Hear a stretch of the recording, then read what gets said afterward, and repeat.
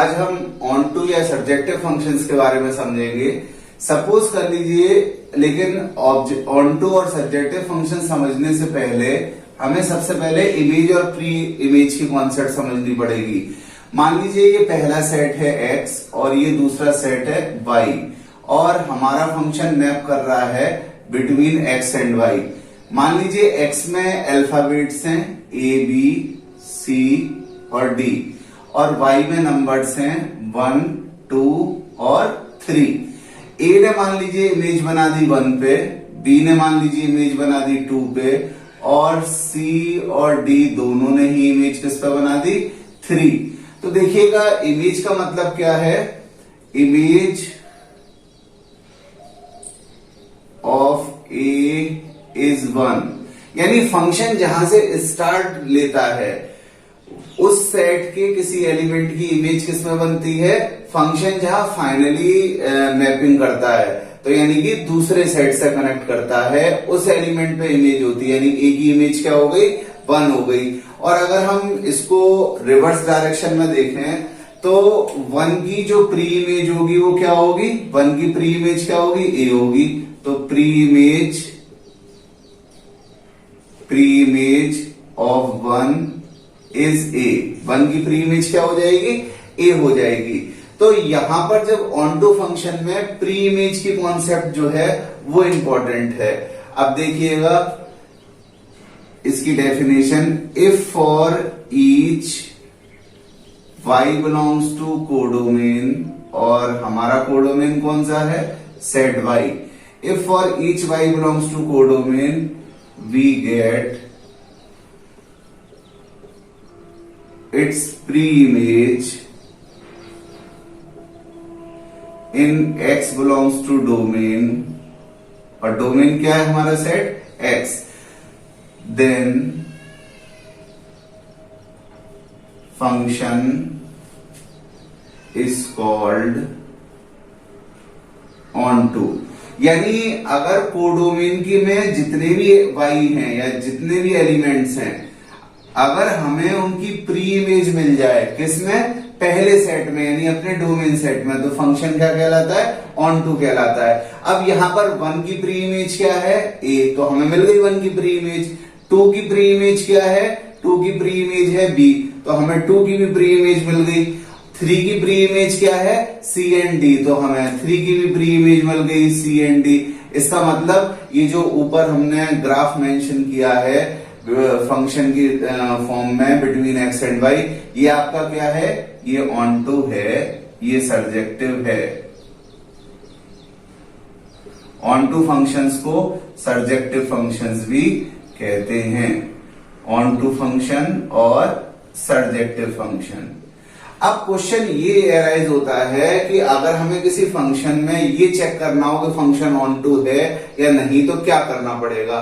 उसके लिए एक हमें छोटी सी एल्गोरिदम जो है वो समझनी है। मान लीजिए फंक्शन है हमारा x है y पे, और मान लीजिए हमें रिलेशन दे रखा है f(x) इक्वल्स टू y।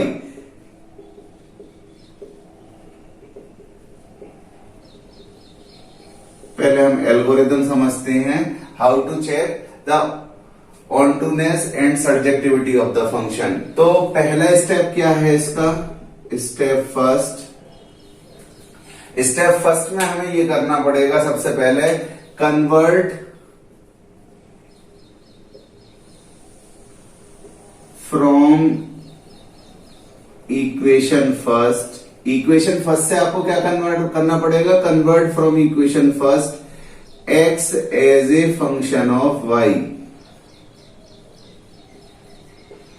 यानी आपको क्या करना पड़ेगा, x को y के फंक्शन की फॉर्म में ले जाना पड़ेगा। यहां पर y किसके फंक्शन की फॉर्म में, x के फंक्शन की फॉर्म में। अब आपको क्या करना पड़ेगा, x को as a function of y की फॉर्म में कन्वर्ट करना पड़ेगा, यानी कि x इक्वल्स टू 5y, इस तरह से आपको कन्वर्ट करना है।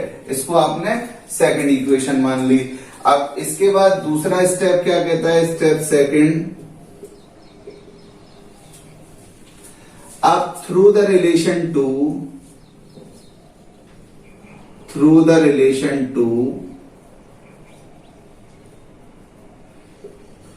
if we got preimage of each y belongs to y in x belongs to x, then function is onto। यानी अब हमें क्या करना है, सिंपल सा काम, जो y की वैल्यू है वो कहां से लेंगे, अपने कोडोमेन वाले सेट से, इस सेट से हमें y की वैल्यू लेनी है और यहां पर पुट करनी है। जाहिर सी बात है, जब आप y की पुट करेंगे वैल्यू तो x आएगा, क्योंकि x is a function of y। वो x अगर आपका इस डोमेन सेट में जाते चले जाएं तो फंक्शन क्या बन जाएगा, ऑन टू बन जाएगा। तो ऑन टू के लिए आपको सबसे पहले जो आपका गिवन फंक्शन है वो किस में होगा, वो x का फंक्शन होगा। आपको क्या करना है, x को y के फंक्शन की फॉर्म में कन्वर्ट कर देना है और उसके बाद y की वैल्यू कहां से पुट करनी है, अपने कोडोमेन से पुट करनी है। अब y की वैल्यू जब आप अपने कोडोमेन से पुट करेंगे तो अगर x आपका इस डोमेन सेट में जाता चला जाएगा, यानी एक भी ऐसा y नहीं होगा जिसके लिए जो x है वो आपके डोमेन सेट में ना हो, तो फिर अगर सारे y के लिए जो है वो जो x ऑब्टेंड हो रहे हैं वो आपके डोमेन सेट में लाई करेंगे, तब आपका फंक्शन क्या हो जाएगा, ऑन टू हो जाएगा। चलिए अब कुछ क्वेश्चंस करते हैं ऑन टू फंक्शन पे, जिससे कि ऑन टू फंक्शन किस तरह से आपको हो सकते हैं ये आप एग्जाम्पल की मदद से ठीक से जान सकते हैं। चलिए सबसे पहले हम ये function F N to N is given by, सबसे पहले आप फंक्शन का डोमेन और कोडोमेन लिख लीजिए। तो कोडोमेन क्या है, फर्स्ट पार्ट में n, और डोमेन क्या है, डोमेन भी है आपका n। फंक्शन किस तरह से डिफाइन कर रखा है, F X equals to 2x plus 3 से, और मैंने आपसे बताया एफ एक्स को बोलते हैं इमेज, और इमेज को और किससे रिप्रेजेंट करते हैं, y से रिप्रेजेंट करते हैं। अब एल्गोरिथम का पहला स्टेप क्या कहता था, ये तो y is expressible as a function of x, हमें इन्वर्स करना है, x को y के फंक्शन में क्या करना है, कन्वर्ट करना है। इसके लिए आपको x को एलोन छोड़ना है, तो आपने 3 ट्रांसफर किया 2x और इसके बाद आपने 2 का कर दिया डिवाइड, तो x की वैल्यू क्या आ गई, y माइनस 3 डिवाइडेड बाई 2। अब क्योंकि देखिएगा दोनों ही जो पार्ट्स हैं हमारे उसमें फंक्शन सेम है, ये फर्स्ट पार्ट के लिए भी यही है और सेकंड पार्ट के लिए भी यही है, तो अभी फिलहाल चलिए फर्स्ट पार्ट ही समझते हैं। तो x की वैल्यू आ गई y माइनस 3/2। अगर आप अच्छा y की वैल्यू कहां से रख सकते हैं आप, कोडोमेन से। क्या आप कोडोमेन से y की कोई भी वैल्यू दोगे तो जो x है वो आपका डोमेन सेट में जाएगा क्या, नेचुरल नंबर होगा। अब आप कुछ वैल्यूज पुट करके देख लीजिए, जैसे आपने y की वैल्यू नेचुरल 1 पुट करी, भाई कोडोमेन नेचुरल नंबर का सेट है तो हमने नेचुरल वैल्यू पुट कर दी, तो x का आंसर क्या आ गया, 1 माइनस 3/2 माइनस 2/2 माइनस 1, और x क्या था हमारा, डोमेन था, और डोमेन हमारा कौन सा सेट है, नेचुरल नंबर, लेकिन -1 तो नेचुरल नंबर में नहीं जा रहा। अगर एक भी एलिमेंट की प्री इमेज अगर नहीं है तो फंक्शन ऑन टू नहीं है। तो सिर्फ आप उसी एक एग्जाम्पल को लेके ये शो कर सकते हैं कि function is not onto. तो आपको क्या लिखना है, since y belongs to y equals to 1 belongs to natural number set of natural number, but its pre-image x equals to -1 does not belongs to R, so function is not on to। तो पहला वाला part में तो function जो है वो on to नहीं रह गया। अब हम यहां पर दूसरा पार्ट कंसीडर करते हैं, सेकंड वाला। सेकंड पार्ट में हमारा डोमेन क्या है, कोडोमेन क्या है, कोडोमेन है Q, और हमारा डोमेन क्या है, वो भी है Q। भाई ये हो गया कोडोमेन, ये हो गया हमारा डोमेन, ठीक है। अब रिलेशन जो है वो रिलेशन आप यहां से पिक करिएगा, x equals to y minus 3/2। यानी जब भी आपको ऑन टू फंक्शन चेक करना है तो x को एलोन कर देना है, x को एक्सप्रेस करना है as a function of y, यानी x के साथ ना तो कोई नंबर देखना चाहिए मल्टीपल में, ना एडिशन सब्ट्रैक्शन में कोई कांस्टेंट देखना चाहिए, जो कुछ है वो सब y की साइड में आपको ट्रांसफर करना है। इसके बाद आपको y की वैल्यूज कहां से देनी है, अपने कोडोमेन वाले सेट से। अब अगर आप y को कोई भी q क्या होता है, set of rational number, set of rational number. अब आप अगर y को कोई भी रेशनल वैल्यू देंगे तो रेशनल वैल्यू अगर आप y को देंगे तो रेशनल में से 3 भी रेशनल नंबर है, नेचुरल भी है, लेकिन 3 को 3/1 भी तो लिख सकते हैं, तो रेशनल है। तो रेशनल को रेशनल में से माइनस करेंगे तो आंसर रेशनल आएगा, और किसी रेशनल नंबर में किसी दूसरे रेशनल नंबर का डिवाइड कर देंगे तो भी रेशनल नंबर आएगा। यानी अगर आप यहां पर y की कोई भी वैल्यू रेशनल रख दें तो x रेशनल 100% आएगा। एक वैल्यू रख के दिखाता हूं, बाकी कोई भी एक ऐसी वैल्यू आप नहीं ढूंढ पाओगे जिसको रेशनल y की वैल्यू रखने से x रेशनल ना आए, यानी हर y की रेशनल वैल्यू के लिए x रेशनल आएगा। यानी y की वैल्यू रेशनल हम कहां से दे रहे हैं, कोडोमेन से, और हमारा x कहां पूछ रहा है, डोमेन में। और जब ऐसा होगा तो फंक्शन क्या बन जाएगा, ऑन टू बन जाएगा। तो सिंस, फिर आपको लास्ट में यही लिखना है, since for each y belongs to codomain we get its pre-image in x belongs to domain, hence function is on to। तो ये आपको गैस वर्क या एनालाइज करना पड़ेगा कुछ वैल्यूज पुट करके, या जो हमारी क्लोजर प्रॉपर्टीज हमने अर्लियर क्लासेस में पढ़ी हैं, रेशनल नंबर को रेशनल नंबर में से सब्ट्रैक्ट करते हैं तो आंसर रेशनल नंबर आता है, रेशनल नंबर में रेशनल नंबर का डिवाइड करते हैं तो आंसर रेशनल नंबर आता है। उन प्रॉपर्टीज से समझ के ये कंफर्म करना पड़ेगा कि क्या y की हर वैल्यू के लिए जो हम रेशनल यहां पुट कर रहे हैं x रेशनल आ रहा है, क्या एक कोई ऐसी वैल्यू तो नहीं है जिसके लिए x रेशनल ना आए। अगर नहीं आएगा तो फिर आपका फंक्शन ऑन टू नहीं होता, लेकिन क्योंकि आएगा इसलिए आपका फंक्शन ऑन टू है। अब यहां पर इस एग्जाम्पल को समझते हैं, तो डोमेन आपका क्या हो गया, डोमेन है n, और कोडोमेन क्या हो गया, कोडोमेन भी हो गया n। Function f(x) equals to 2x square plus 3, f(x) को क्या बोलते हैं, y, और हमें क्या करना पड़ता है, हमें x की वैल्यू y के टर्म्स में फाइंड करनी होती है। तो आपने क्या किया, 3 को ट्रांसफर कर लिया, y minus 3 equals to 2x square, y minus 3/2 equals to x square, x equals to under root y minus 3/2 plus minus, ये आ गया आंसर आपका। ठीक है, अब आपका वैल्यूज आपको कहां रखनी है y की, कोडोमेन से। याद रखिएगा हमेशा y की वैल्यूज देते हैं कोडोमेन वाले सेट से, और x की वैल्यूज आनी चाहिए डोमेन वाले सेट में। तो कोडोमेन हमारा क्या हो गया, कोडोमेन है n। अब देखिएगा हमें ये साफ साफ तौर पर लग रहा है कि अगर हम y को कोई नेचुरल वैल्यू देंगे तो x नेचुरल नहीं आएगा हर केस में। तो आपको एक एग्जांपल सेट कर लो, क्योंकि अगर एक भी एलिमेंट की प्री इमेज नहीं होगी तो फंक्शन ऑन टू नहीं होगा। अब आपने y की जगह क्या पुट कर दिया, y की जगह पुट कर दिया 1। तो सॉल्व करने से देखते हैं, अंडर रूट 1 माइनस 3/2 माइनस के 2/2,